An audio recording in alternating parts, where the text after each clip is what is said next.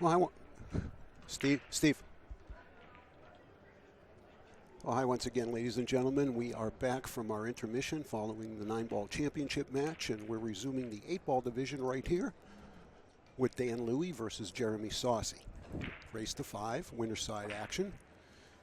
And the first order of business is to once again congratulate the South Dakota kid on his 4th U.S. Bar Table 9-ball championship in the last 6 years. And he is the 3-time now defending champion. Just like with the U.S. Open 9-ball championships. He's got 4 of each, and he's got 3 in a row in both this event and in the U.S. Open 9-ball championship. So congrats to him, and also congratulations to Liz Lovely on her ladies 9-ball title. Jeremy, solid in one corner, strike in the other. And Liz now has 2 U.S. Bar Table titles, having won the 8-ball division last year. She now has a 9-ball crown to go with her 8-ball title. So we're ready to go here with Jeremy breaking in game number 1.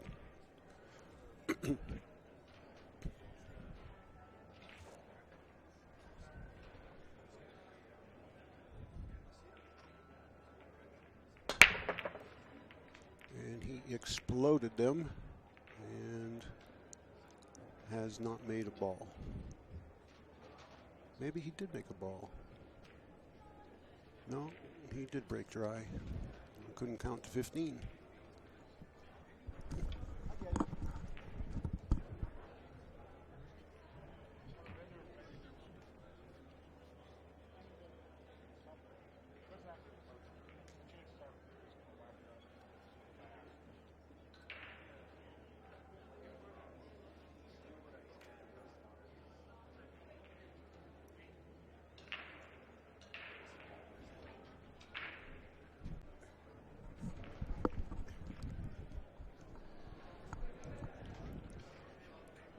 All right, well, the balls are completely open. Solids look, stripes look best because of the 1 ball. Certainly you could take the solids, but you don't have an opening solid to shoot, because you could get the 7 out of there, would clear the path for the 1. The stripes, I think, play better. And Dan's looking at the 10 on the side because he's going to need to move the 15 ball, which is the ball right behind the 10. So a little bit of a challenge here with either group. But opening shot-wise, he's really only got the 12. And a lot of times that's what dictates which group you have to take. You may wind up taking the group you don't want just because of it's your only opening shot, and that seems to be the situation right here.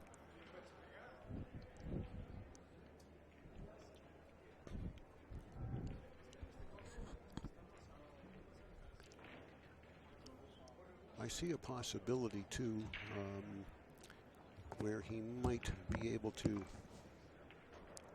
open up the 9-10, I mean the 10-15, or play the 10 in the side and run the cue ball down into the 6, clearing the pocket for the 15, and then the 13 ball would be his insurance ball, the ball in the lower left corner that's hanging. So there's a couple different ways to go about this. Dan's a very, very experienced 8-ball bar table player, probably got 30 to 40 years of experience playing this game.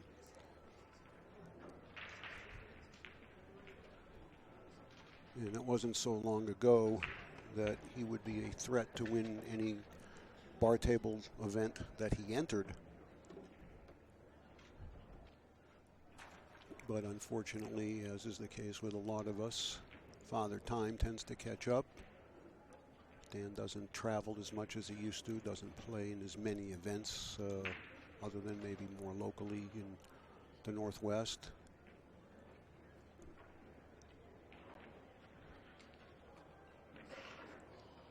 But he is a talented man, and he's a great person.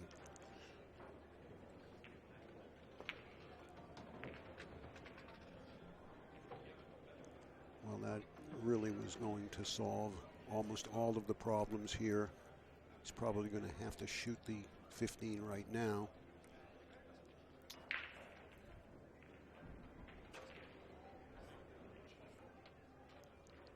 No, he's going the other way. That's okay too. I mean, you can do this 3 different ways, but he has opened up the one problem that he had.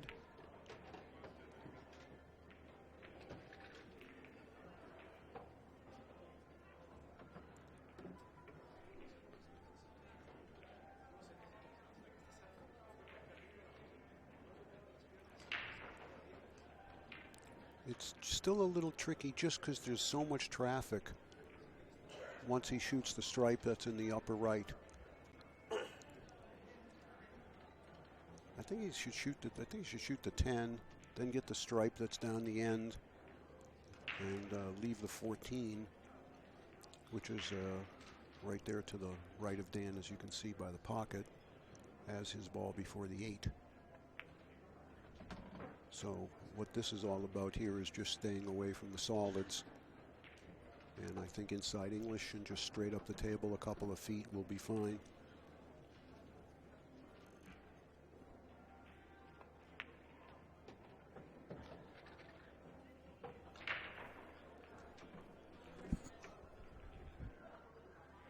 And you can do this either with inside and play the 8 in the lower left, or come around the 8-2 and play the 8 in the same pocket.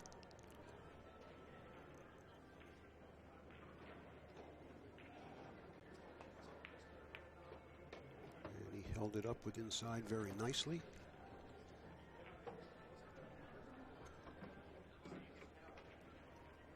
And this is also on Jeremy's break, which was a dry break.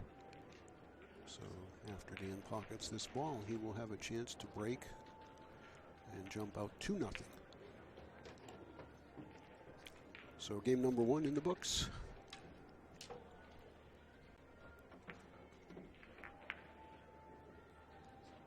You can see in the background that we are just basically full up in here. As I said earlier, a record-setting field. Men's 8-ball division, 240 entries. So that's a credit once again to the popularity and prestige of this event. And the reasonableness of the entry fee, along with a very also reasonable rate here at the Grand Sierra Resort that they offer during this week to the pool players. Wonderful hosts here at the GSR.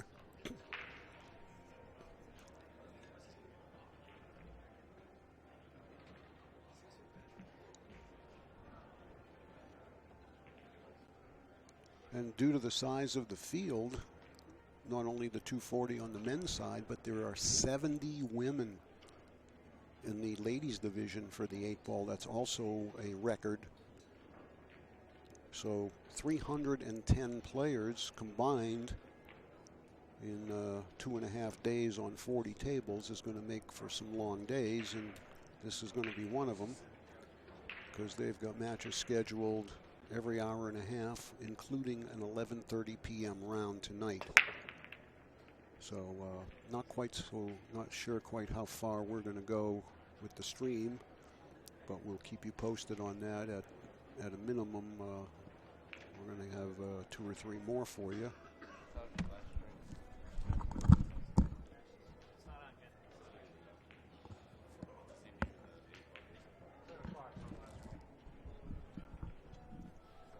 Okay. All right, I've just been informed that our last stream match will be 10 p.m.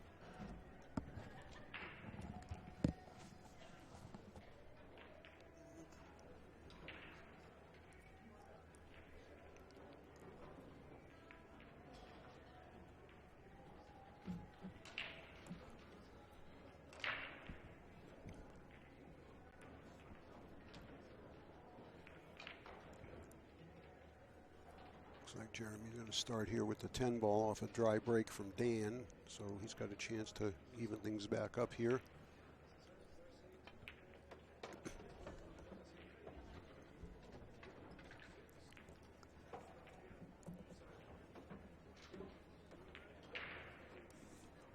last 4 or 5 years, Jeremy has just blossomed into a quality professional player.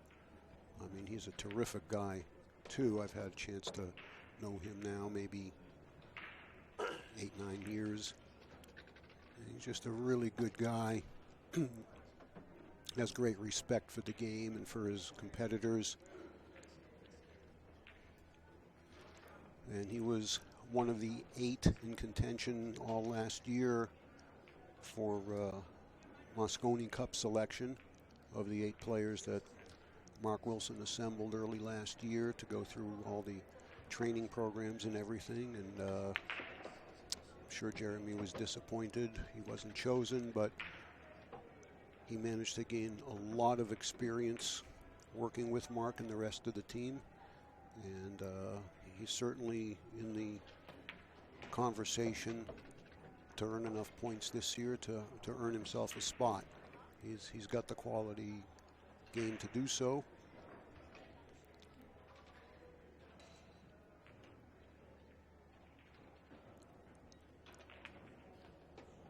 And Jeremy is from the state of Connecticut, by the way.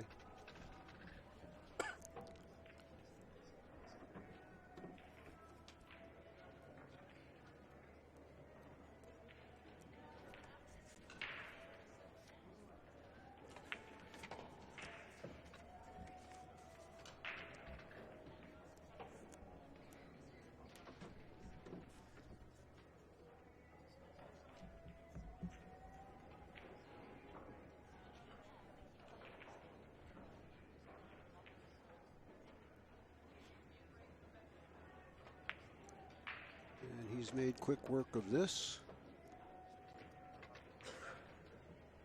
And he's going to tie the match 1-1, and it is his break.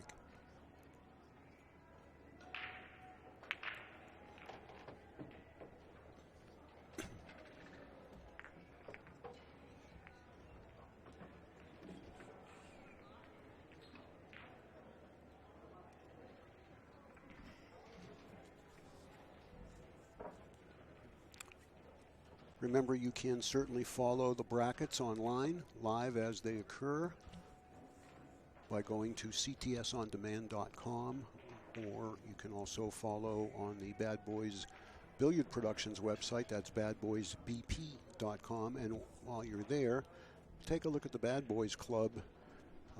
$25 a year will get you a membership into the Bad Boys Billiard Production Club, and they have lots of good stuff going on. They do have monthly giveaways, things that, of the nature like OBQs, the Bad Boy Bridge that Rick Jones invented. You can win a set of Cyclop pool balls, magic racks, cue cases, and even a diamond pool table. So well worth a stop by their website. And I know that Rick and Bonnie would sure appreciate that, as would the rest of us here at the CSI team. Okay, rack 3, Jeremy breaking.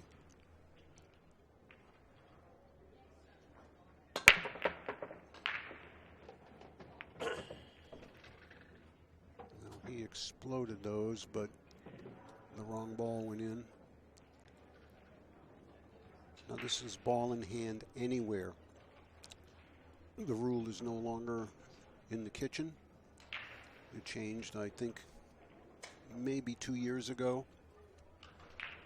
And just to explain the reasoning behind it, these are the same rules, of course, that are employed at the BCA Pool League National 8-Ball Championships, which occur in July at the Rio.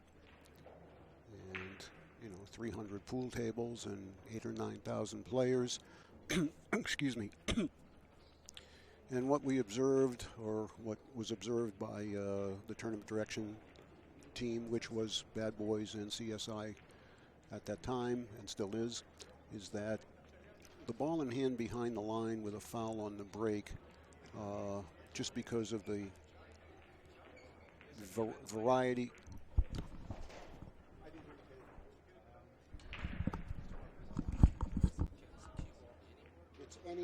after the break. It's not in the kitchen. Rule changed a couple of years ago for CSI events. Ball in hand anywhere, foul on the break. Okay?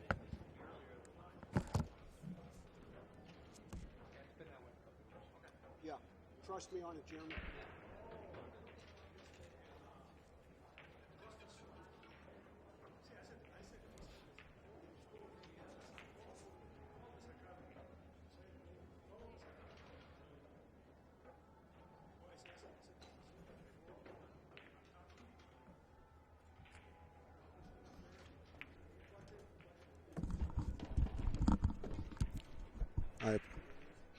I apologize. I actually had to take the headset off because Jeremy was not aware of the rule change. And when Dan was, so when Dan took the cue ball in hand up there, Jeremy wanted to confirm with me that that was in fact the rule, and it is. But just to finish up the the thought on why that change was made a couple of years ago, as I said, you know, with all those players at the National 8-Ball Championships, you're certainly going to get a variety of different levels of players. And what we were finding out was that with the ball in hand behind the line situation after the break in 8-ball, if there was a foul or scratch, and if the balls were badly clustered or there was just, you know, tough outs, we were winding up with matches taking a lot longer than the time frames were allowing for the amount of tables and time and days, etc., and all the different divisions that had to be played, etc. So the intent really behind the rule was to speed up play and nothing else. And it has become, you know, a permanent part of the BCA Pool League rule book and the BCA Pool League's rules, which are used exclusively during CSI events, whether they are pro events or non-pro events. And it's actually turned out to be a great decision by CSI. And I want to give a lot of that credit to Rick Jones, because I believe it was he that had the first thought to suggest that to the CSI people. And it's definitely made a difference. And I think the same would apply even here. You know, sure, we've got a lot of really top quality players here.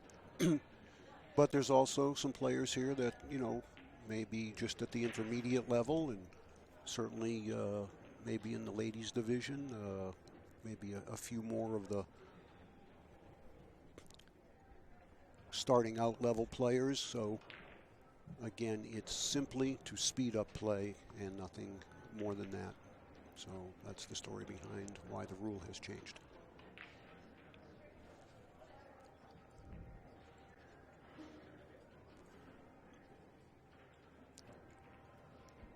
But that's exclusive to the BCA Pool League's rules. If you play like the World 8-Ball Championships and they play under world standardized rules, I believe they still take cue ball in hand in the kitchen.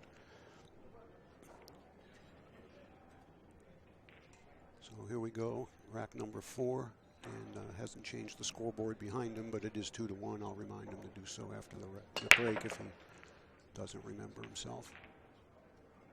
Well, he did make a ball. Mark the game up, Dan.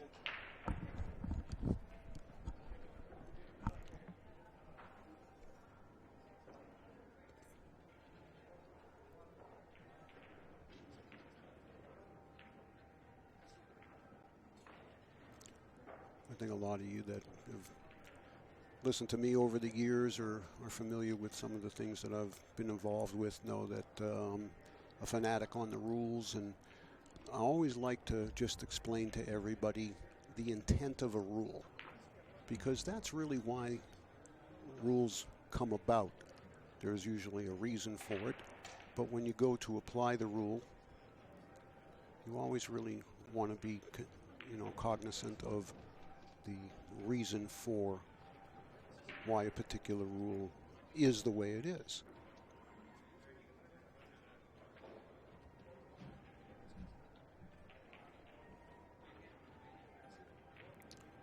solids is the selection here by Dan.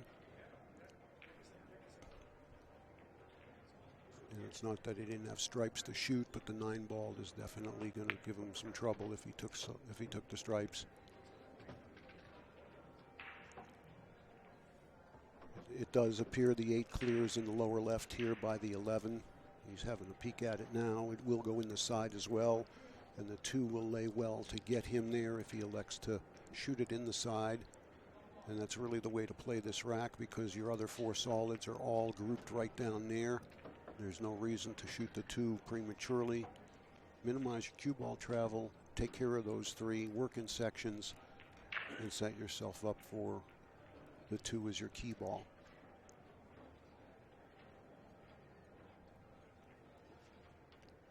If he can see the 3, that's the shot. If not, he's going to play the 5.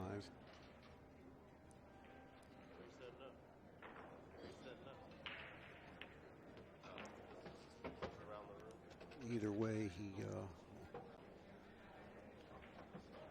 will probably want to use the 6 to get to the 2. It lays pretty naturally to do that. Just about where the cue ball is now.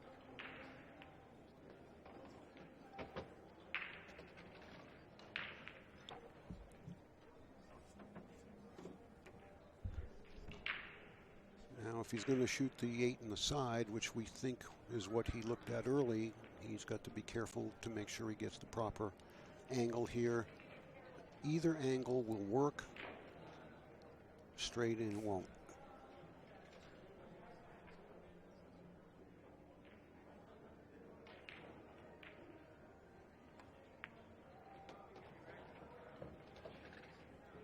And that is excellent. Looks like he can just float this to the short rail with a little bit of inside English, unless he wants to go around the 12, and that's very, very reasonable choice as well.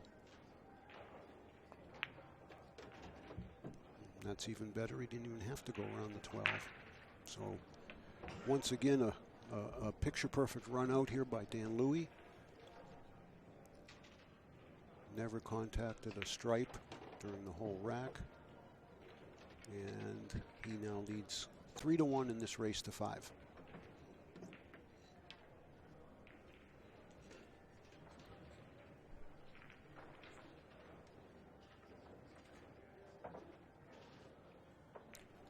The official cue of the U.S. Bar Table Championships is OB. And the official tip right here at the USBTC is Kamui. And you can certainly include in that group our wonderful host and sponsor, the Grand Sierra Resort right here in Reno, Nevada.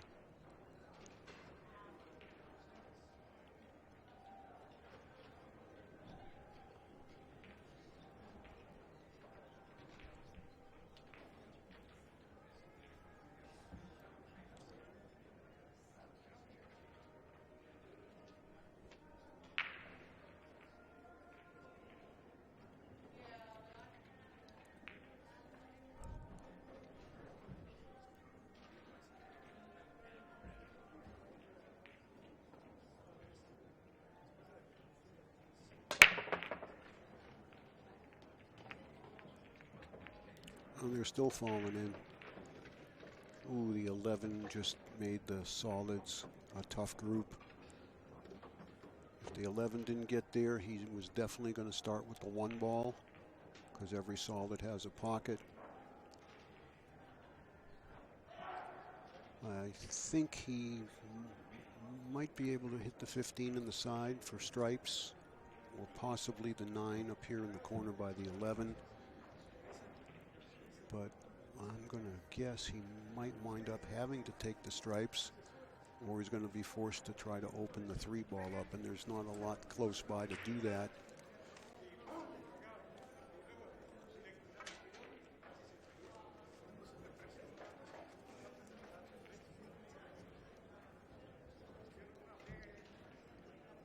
He could open the 3 off of the 7 ball, which is the ball just ahead of the 12 here on the foot rail. So if he wants to take solids, it would be a question of Getting a good angle perhaps on the 5 to get to the 7 to open the 3, or go ahead and take the stripes because the 11 does pass, and then you'll only have to get on the 12 ball.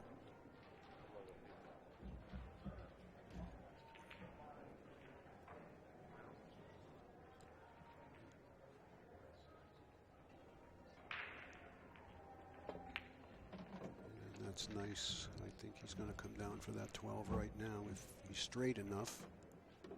If he's not, he might shoot the 11 right now since the 10 is sitting in front of the side. But the 10's the ball to connect to the 12. So he's got several choices here. He also wants to probably not leave the 9 there too long just because it's on that end of the table. And I wouldn't be surprised if he shot the 9 right now. Yep.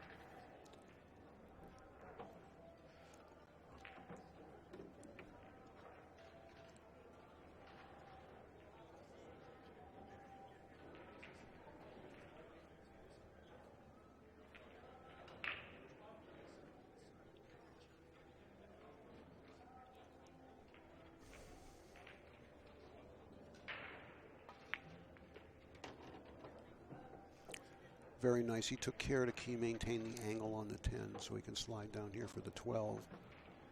But he has to make sure he gets a good enough angle on the 12 to get the cue ball out for the 8.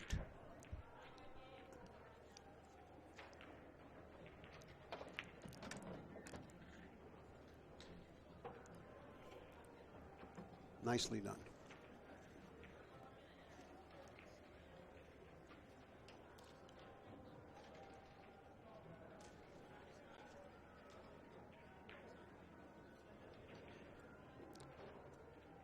You can just bounce out easily for the 8 in the right-hand side. Yep.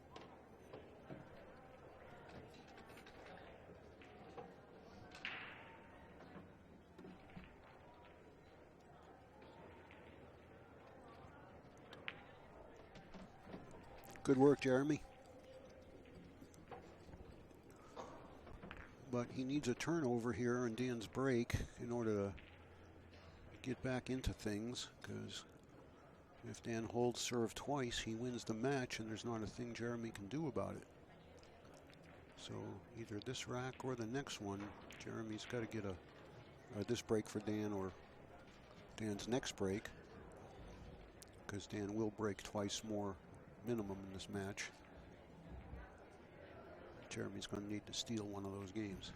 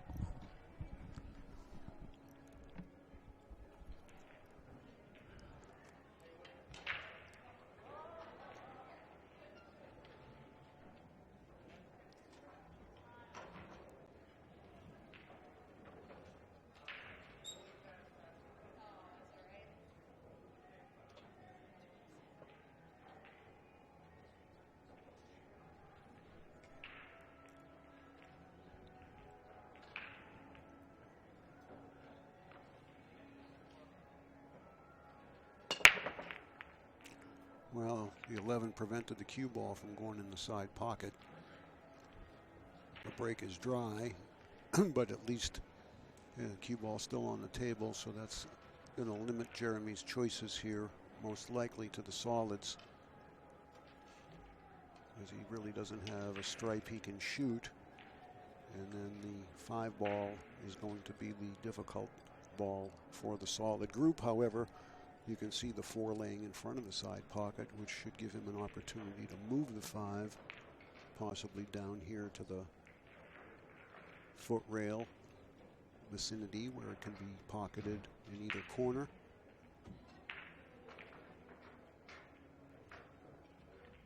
But I really don't see him starting with anything other than the 1 or the 2 here.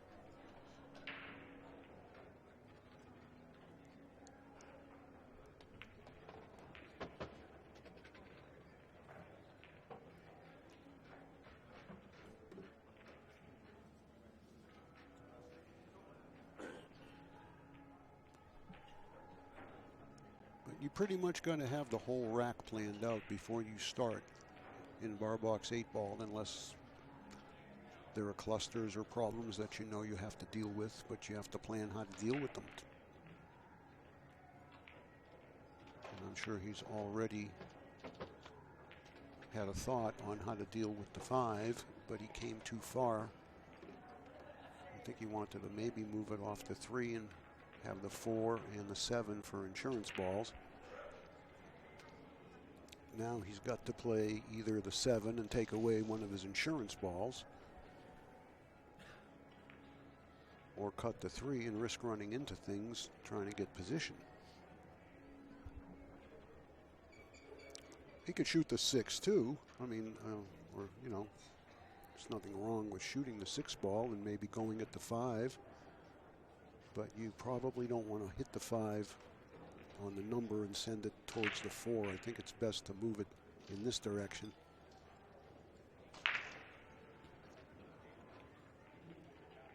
And these are all the things that are going through his mind to try to find the best possible plan.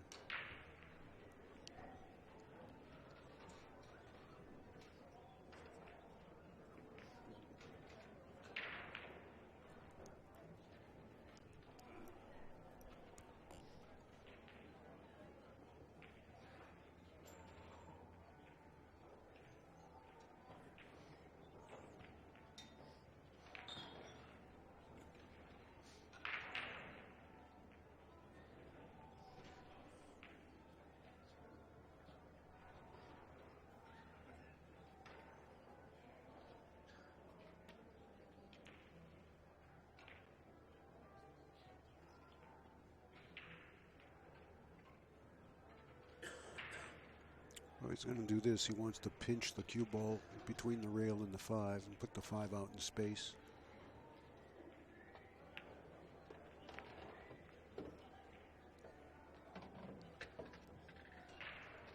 Well,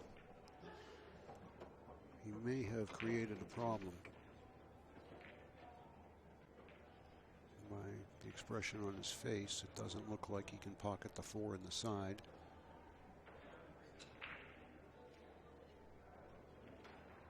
He can come underneath the 4 and play it in the lower left pocket as you're looking. It does go.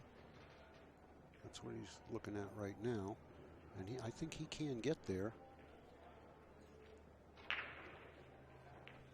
But it's not going to be easy. And all that was a result of being out of line on the 3 in the side, which was his original plan. Then he had to shoot the 6, move the 5, and it resulted in this position.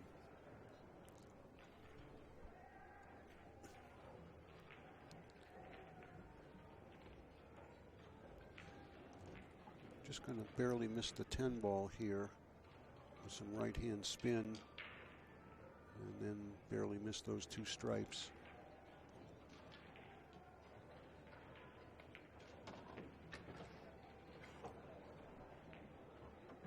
Came a little too far, unless the 3 goes in the side, and maybe it does, and if it does, then the rack is just about history, and it looks like it does. Good shot there, Jeremy. Created a problem, then he solved it.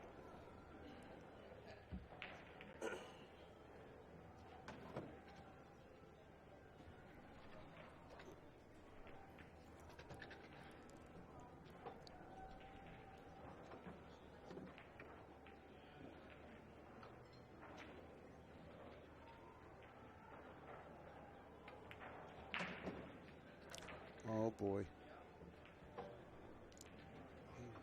No way he tried to hit that ball. I mean, I see what he was doing there, but I thought he would just hit that with center ball and come straight up and down. Now he's got a really tough cut in the side. And he's going to put the whole game, of course, on this shot, because if he doesn't make this ball, it's unlikely he will return to the table.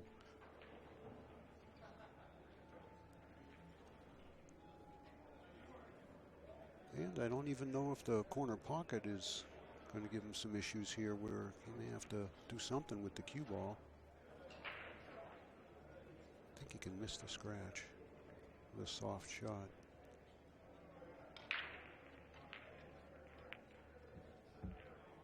Well done.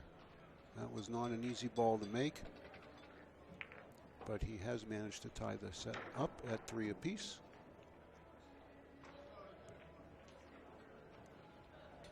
And he has regained control because it's his break.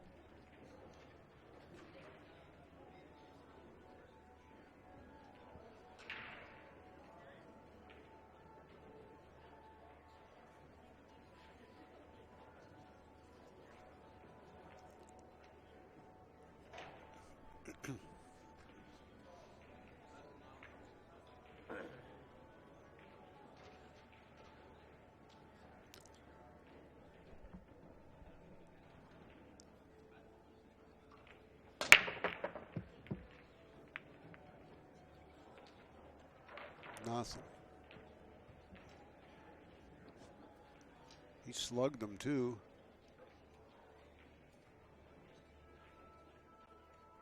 Well, once again, the lay of the balls is going to dictate which group Dan has to take, and he's got to shoot the solids.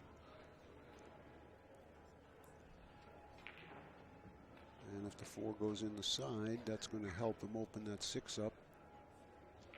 But the concern will be the 6 bumping into the 3. Maybe he can get the 3 out of there first. That's what he's looking at. But I don't see anything other than the 2 ball to get going here with.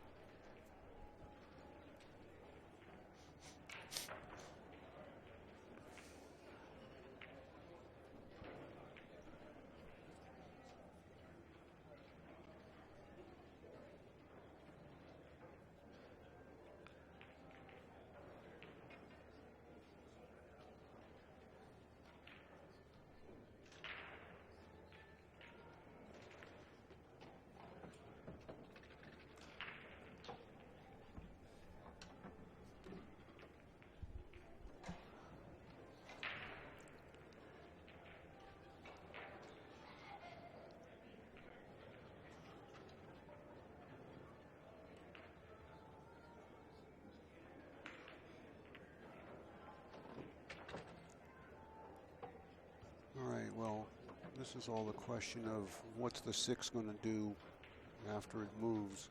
It's going to stay right there for the side, but what's the 3 going to do?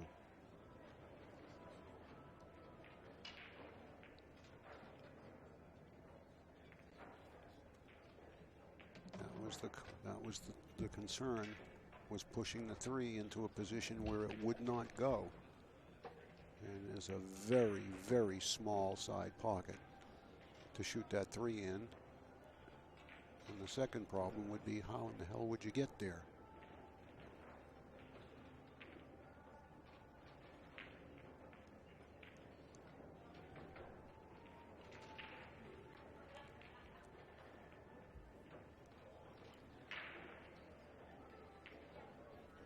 And I think that was always something that was in the equation, and I'm surprised that a player of Dan's caliber didn't take more care to ensure that 3 ball didn't go in a spot where it became a problem.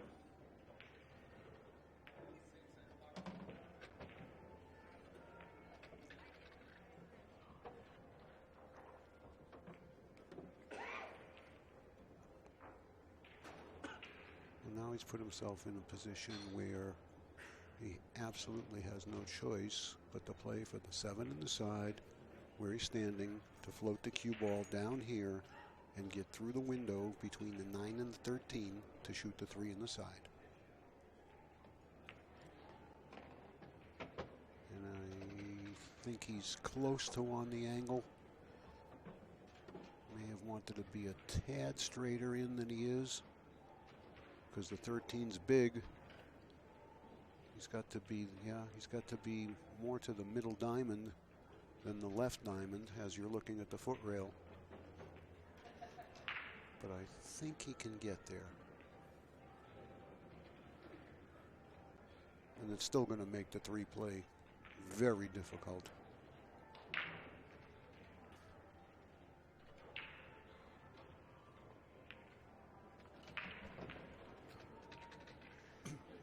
He came too far. Now he's dead hooked on the 3 ball, and that's because he didn't have a flat enough angle on the 7. And all this is a result of when he played the 4 on the side and pushed the 6 into the 3.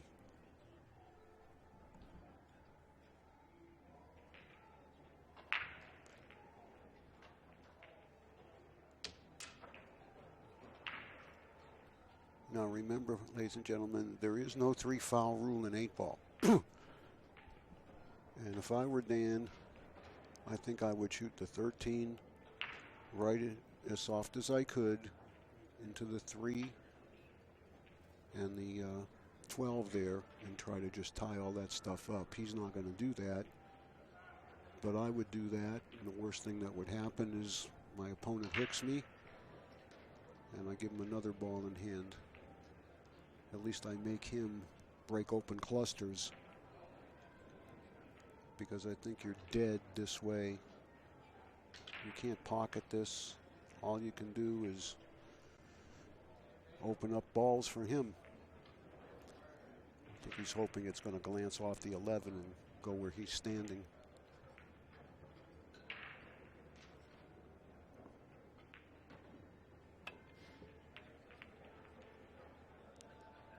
Yeah, I'd have much rather have given up a ball in hand by tying up my opponent's stripes with my 3 ball if I could.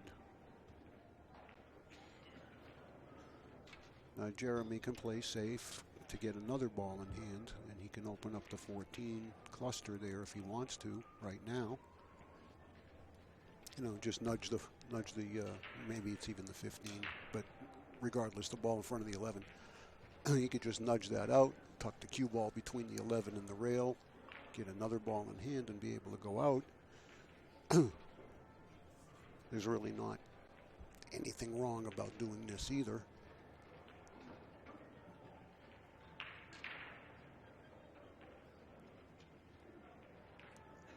But had Dan put another stripe over there, it just would have meant more balls that Jeremy had to move.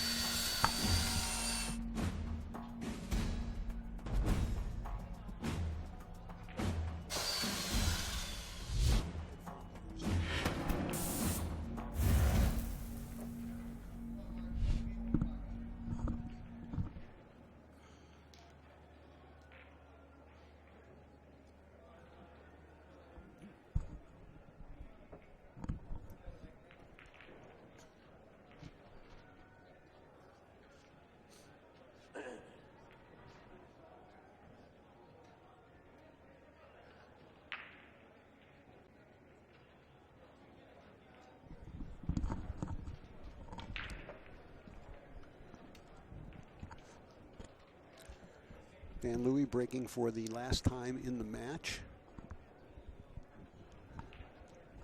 He hopes it's not the last game of the match, but it's the last time he'll break.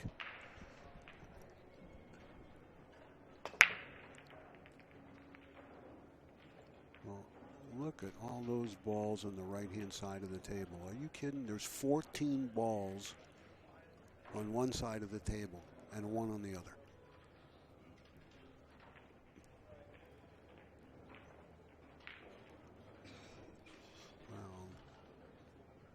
This rack isn't going anywhere quickly, that's for sure.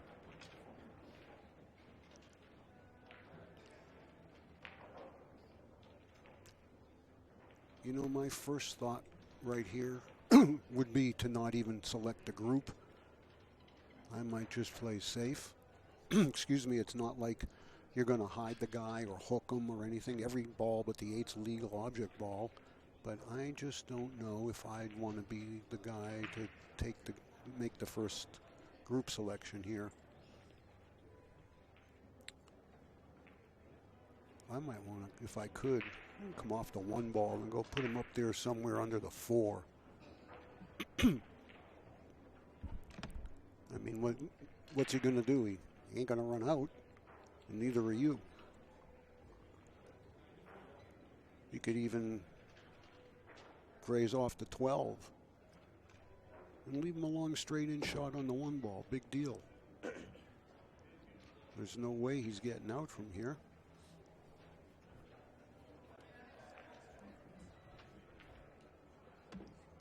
I would not attempt to pocket a ball here, but he may feel otherwise, but he's certainly an intelligent enough and experienced enough player to recognize the disadvantage of making a ball right now.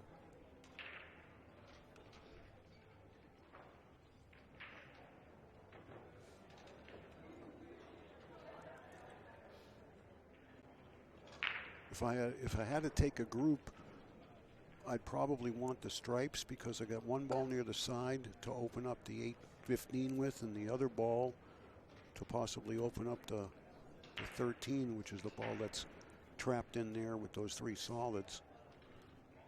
But I just don't see the advantage here to selecting the solids and shooting.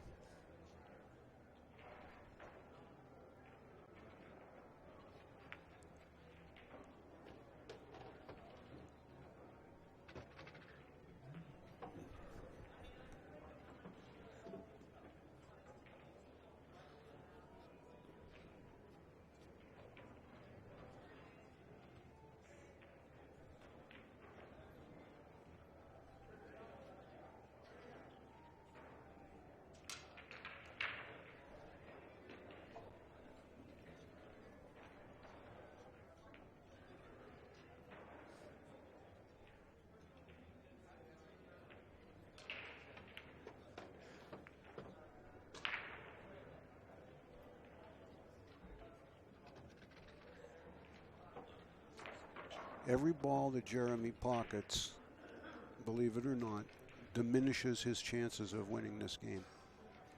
At least I see it that way, just because there's just too many of his balls are tied up, and the 8's tied up. So if he shoots the 6 in the side and sends the 11 into the 8-14-4, okay, maybe that solves that problem. But what about the 5 and the 3? And you don't have anything to use to open those up, and even if you did, you don't have any insurance balls. So everything's kind of working against you here each time you pocket a ball. And that just goes back to the original thought I had of not taking a group. But a bunch of stuff's going to move right here.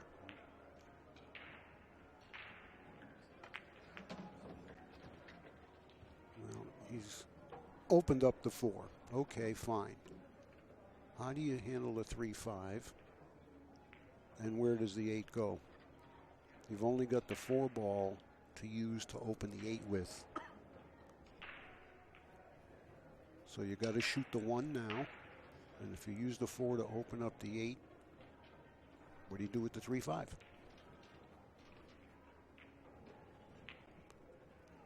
You can wear your brain out in a rack like this. Even if the 3 goes in that upper left corner. If it does, he's got to shoot it right now. And believe me, the 8 is still going to be an issue. The 5 could go down near the 8 right here.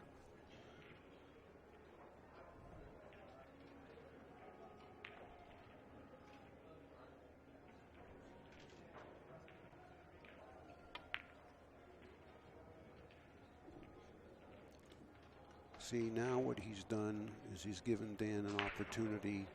There's a lot of room out there now. There's 3 or 4 balls off the table. The 12 lays good for Dan to open the 8-14, 8-15, excuse me.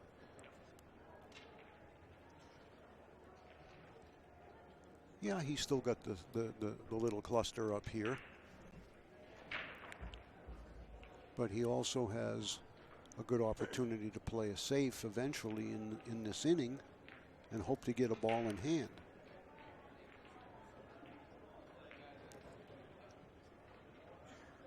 And if that being the case, I might shoot the 11 off and try to get around down here as far as I could to maybe play some type of a safety, but he's going to go ahead and open this cluster up right now.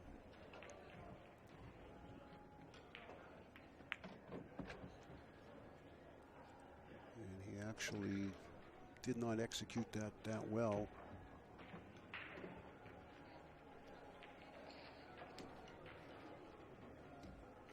I don't think either of those 2 stripes will bank.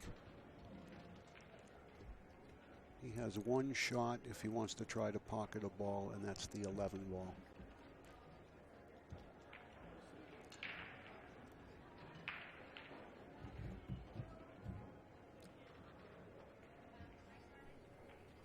I wonder if he would consider kicking the cue ball behind the 9-15 and playing safe and try to get a ball in hand. Yeah, right there, Daniel. Just go behind those 2 balls and tuck the cue ball in there. And that is the only shot that makes any sense at all. Got to get a rail, but I don't think that's going to be an issue.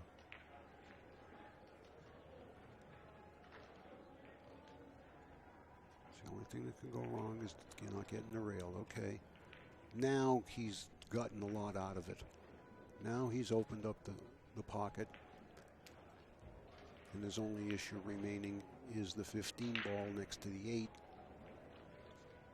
But with ball in hand, that ball might even be able to be played in the lower left pocket as you're looking. I'm pretty sure Jeremy's going to hit something here. But I still don't like Jeremy's position.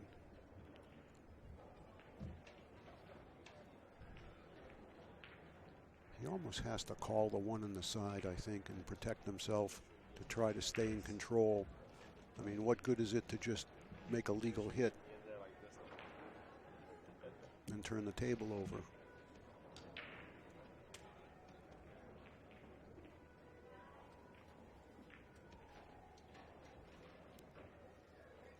That was the call, and it was the right one.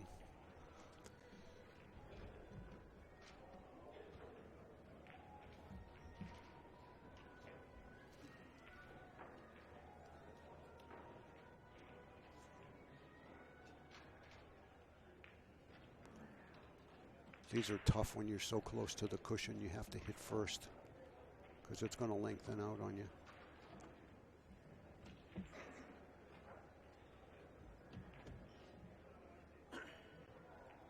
He's just got to hope that the 10 married up with the 3, and it didn't. Although, you know what? Now that I look at it, it's came out pretty good for him. Danny looks over to him, smiling. Look at him.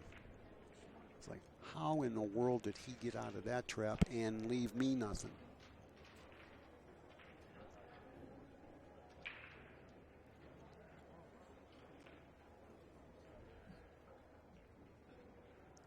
Dan still has 2 things in his favor, and that's that the 8's tied up and the 5 is tough. And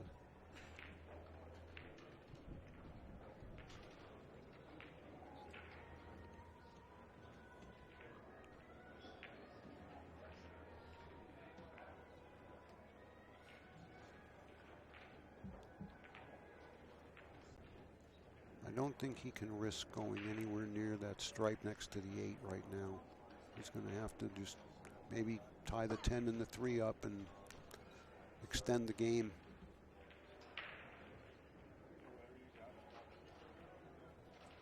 Just put the 10 on the rail where the 3's blocked and go to the bottom rail with the cue ball. Let him see the 4. Let him see the 1. He ain't getting out.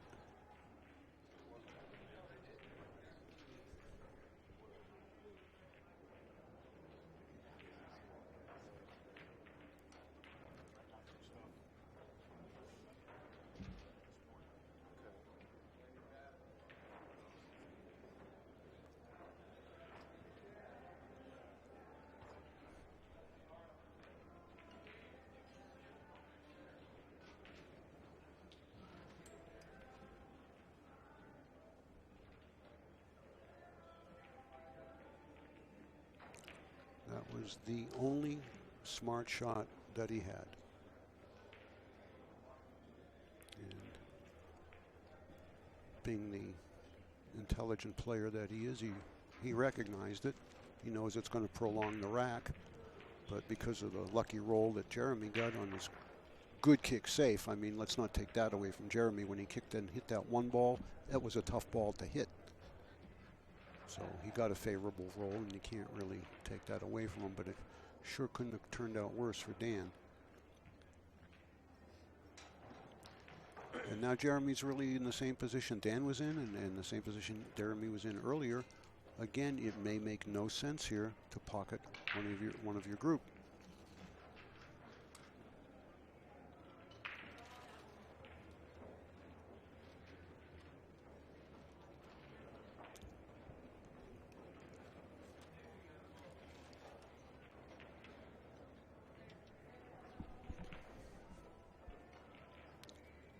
The best thing I think Jeremy can do is roll the cue ball on the 3.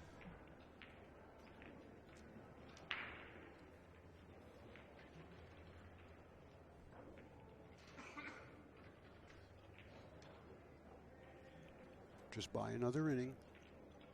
Hope to force your opponent into an error.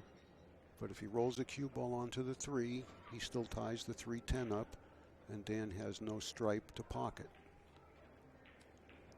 But I don't see how making the 1 ball here is going to help him win this game on this inning. I think he's indicated cross corner with the 1 ball.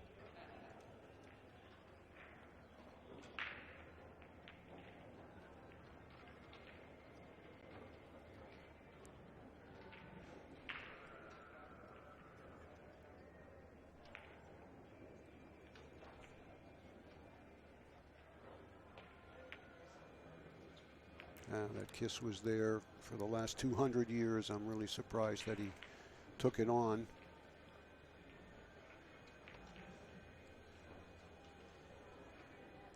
Now, if by any chance that 310 is lined up for this lower left corner, and Dan gets desperate, he could use the 11, either bank it into the 3 and call the 10,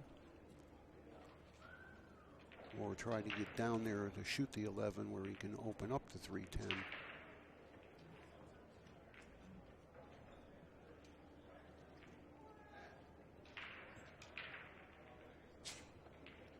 But he still has to deal with the 8-15. And he might want to open those right now if he can hide the cue ball.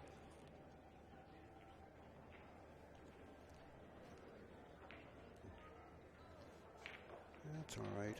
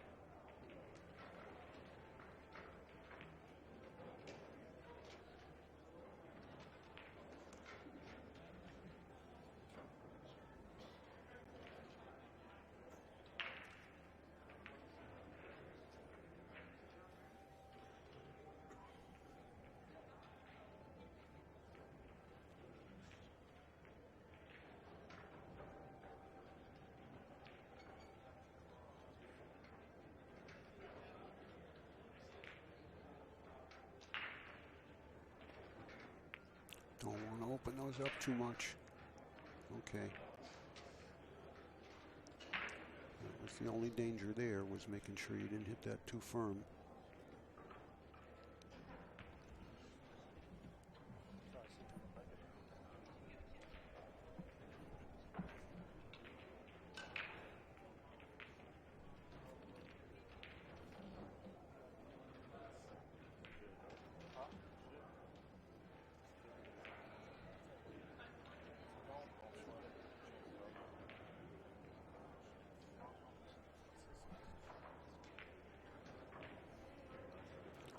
Again, no basis here to try to pocket anything.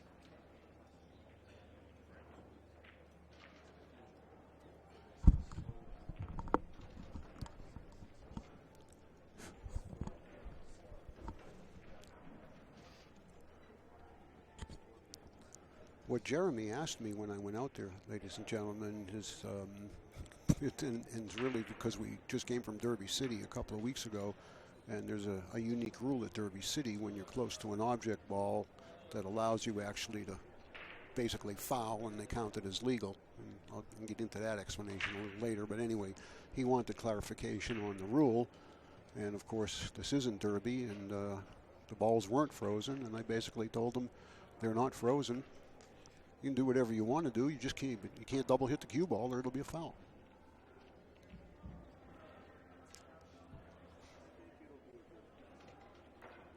He actually made a really tough shot on that 3 ball.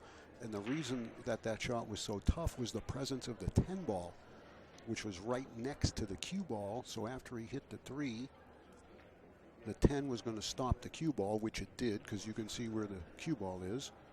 And what you have to be careful of there is that your cue tip doesn't hit the cue ball the second time once the impeding ball stops the cue ball. And that's why that was such a good shot. If he can if he could punch this in and kind of stay right around where the 1 is.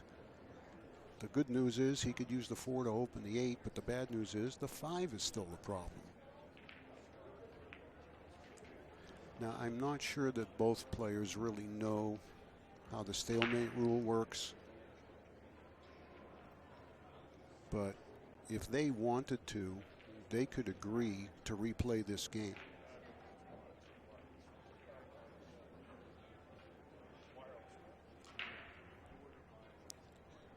Essentially, because there's no 3-foul rule in 8-ball, there is a stalemate rule. And basically what the stalemate rule is that if the position of the table is in such where after 3 consecutive innings by each player, there appears to be absolutely no progress to bringing the game to a conclusion, or the lay of the balls dictates that, or that someone's in danger of an imminent loss of game as a result of the position, then the rules really say that the referee goes out there, gives them each 3 more innings, and at that point, if there's still no progress, a stalemate is declared. The rack's replayed with the original breaker breaking. But a part of that rule, and the way it's applied, also allows for the players to mutually agree that we ain't getting anywhere with this game, and we could do this for the next 45 minutes. So if we both agree, we'll just start over this rack. Now, right now, I still think that would be a possibility because neither player has an advantage right here. It's equally as bad for both guys. And this isn't going to end quickly. And I want to make sure that they're aware of that provision. But it doesn't seem so right now. Neither guy is, I think, thinking along those lines. But as you can see, this game could take another 15, 20 minutes. I mean, who knows? I mean, neither one is going to want to give the other one a chance. And both players are quite patient.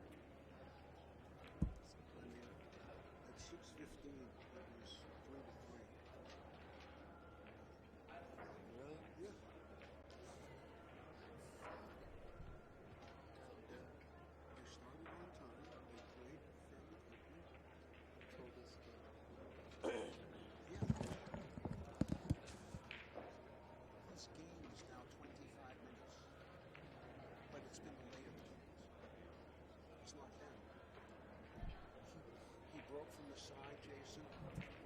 14 balls on this side of the table, one here. So it's a possible stalemate game, too. It looks like he's got something like this. Yeah, well, now that the eight's open, it takes away if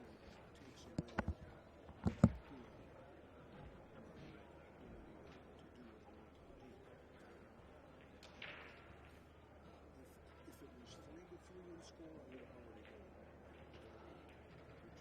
I could fix it because of the runners that were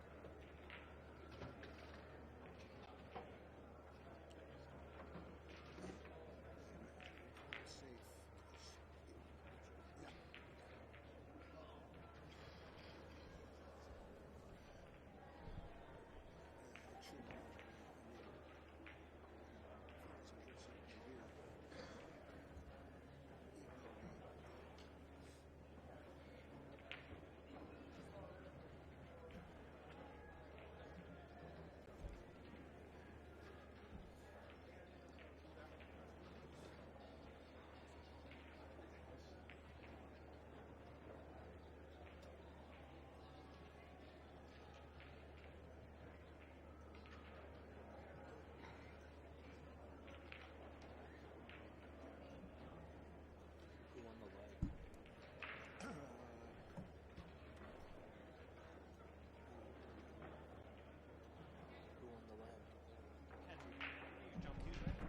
Yeah, jump cue's okay.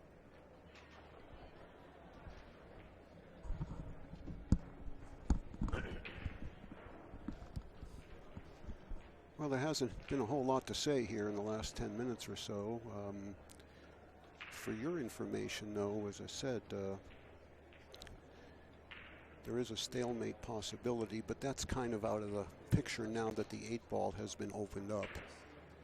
Because I think this game's going to come to a conclusion here within a few innings, but it was approaching the time where we may have had to have gone ahead and advised them they were each going to get 3 more innings.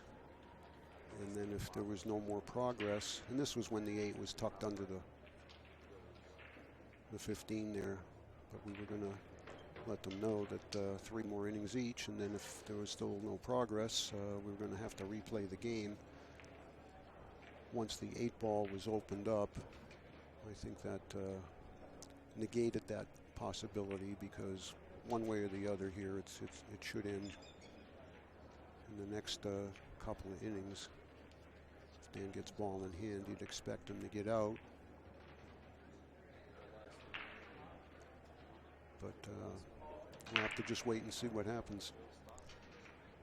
All this is a result of the break, where there were 14 balls on one side of the table and 6 clusters.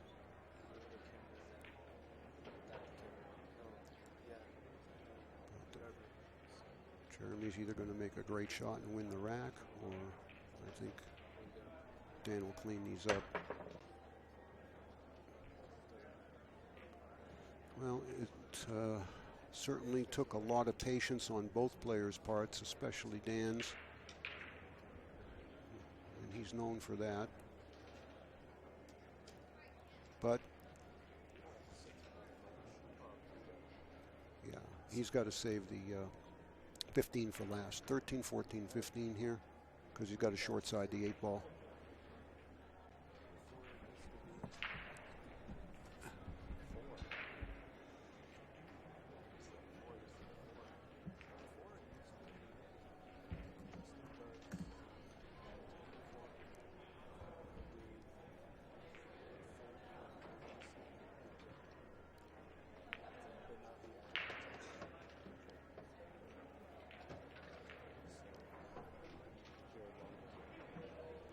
Still got to take a little bit of caution here You can't have hardly any more angle on the 15 than he has now.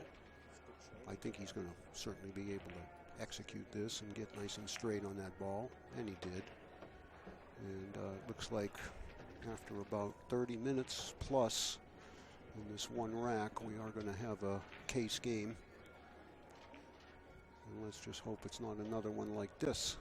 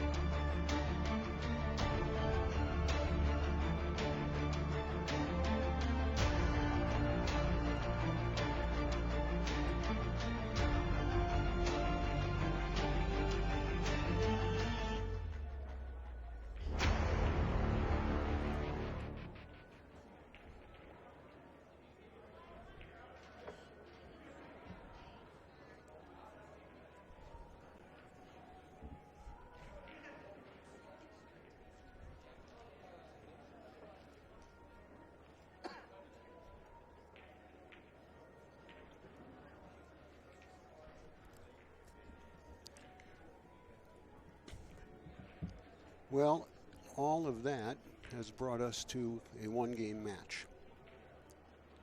And I do not know who we were going to have for you at 7. It's now 7, so obviously we're going to run a little bit behind.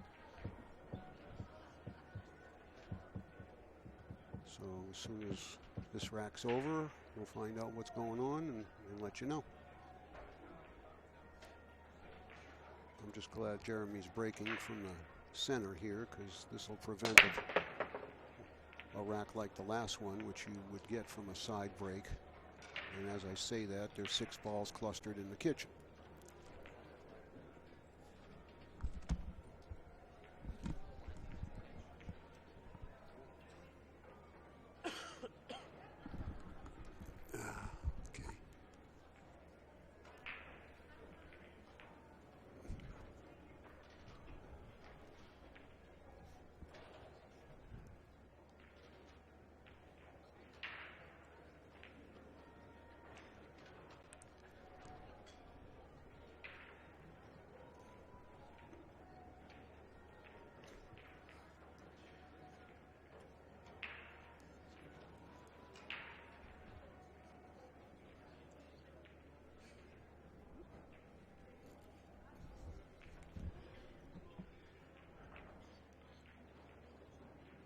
Well, in its own way, this one's every bit as ugly as the last one. And I think the thing that's making it feel like that, of course, is it's the final rack. So neither guy is going to be willing to take any risk at all.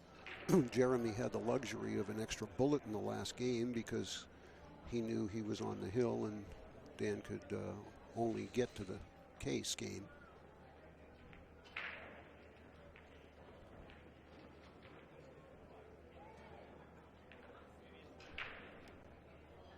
He doesn't really have a saw that he can shoot, even if he wanted solids.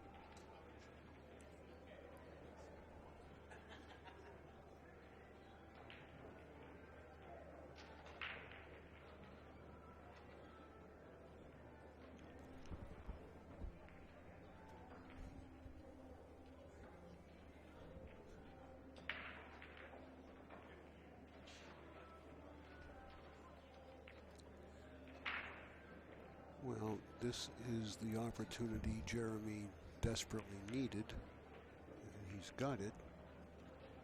He's still got a lot of issues here. I think he can handle these 4 stripes in the kitchen after he shoots the 5. Obviously, the 8 needs to be moved, and the 4 is there to do that with.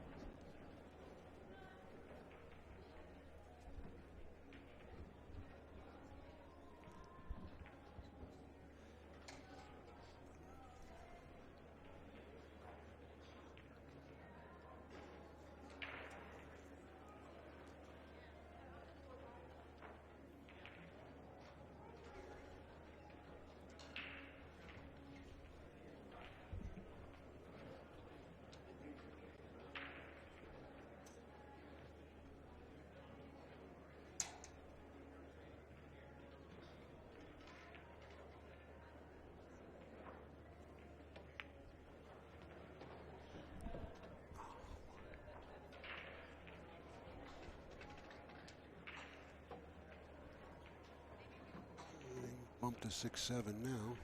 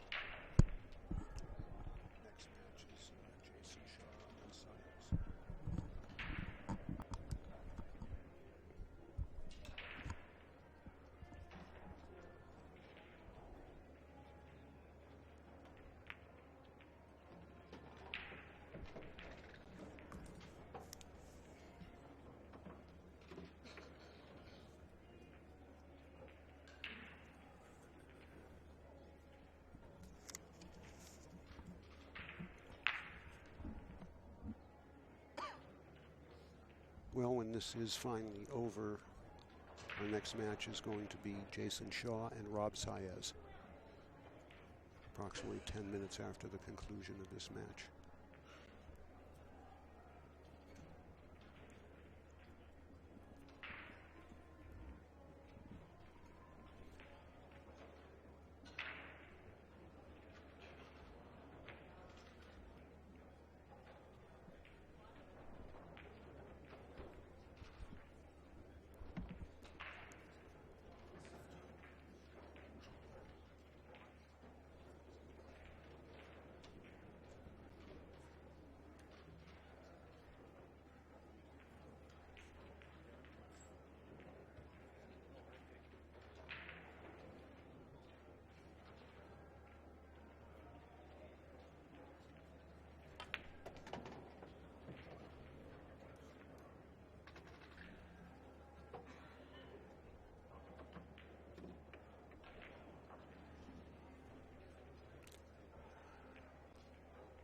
He's running out of bullets here because it's going to boil down to opening the 4 off the 8, unless he thinks he can get in there.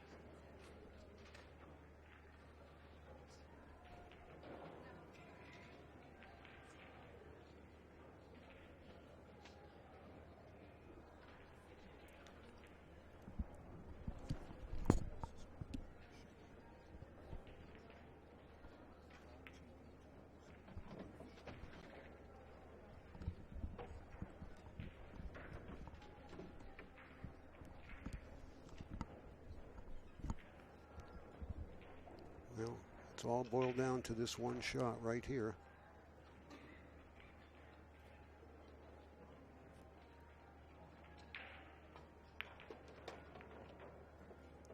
And he did it.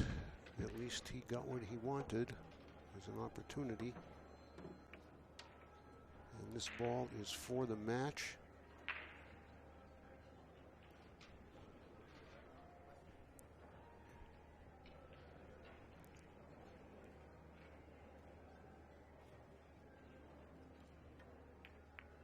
And we have a winner.